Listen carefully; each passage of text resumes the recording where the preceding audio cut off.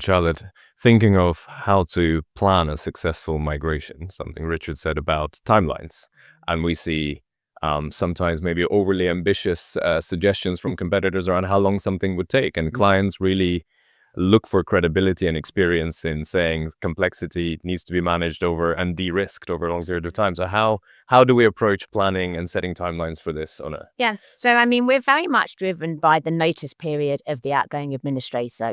We have to pick up that baton on day one and we have to deliver the next round of quarterly or even monthly reporting, which we see a lot more of now. So our planning will come depending on what that timetable is. And as I said earlier, we will make sure that we are managing the most important element at each point in time. But we'll put a plan together.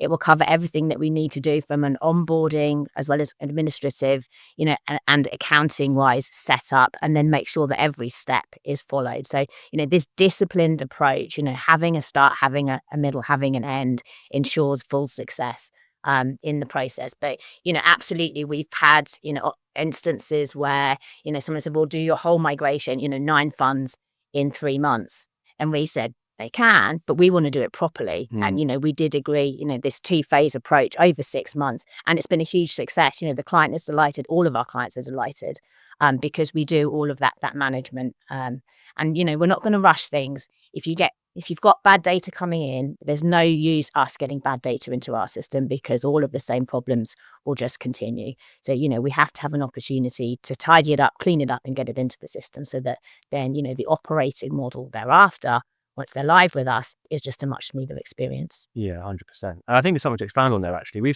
You and I worked on a couple of RFPs where the timing that the client was initially looking for was just not realistic.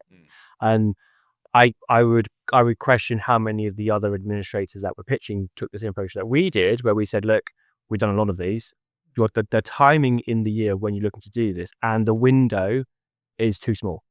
So what we would do is we're going to present a case of doing it in a slightly more controlled manner during this period because it will limit the risk of things going wrong, but also it reduces the bottleneck when you think about, financial statements got to be out, audit season, all that lovely good stuff that typically takes place.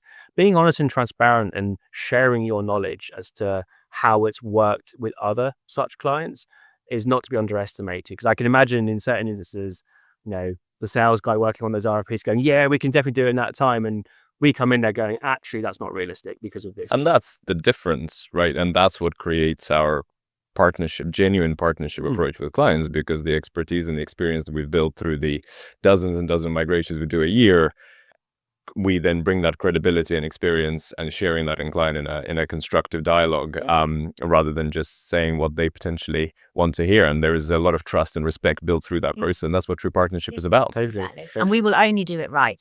Yeah, we think about the migrations that we've had where there's been a specific, a documented time frame within the RFP. I think almost in all of them, it's been a different time period.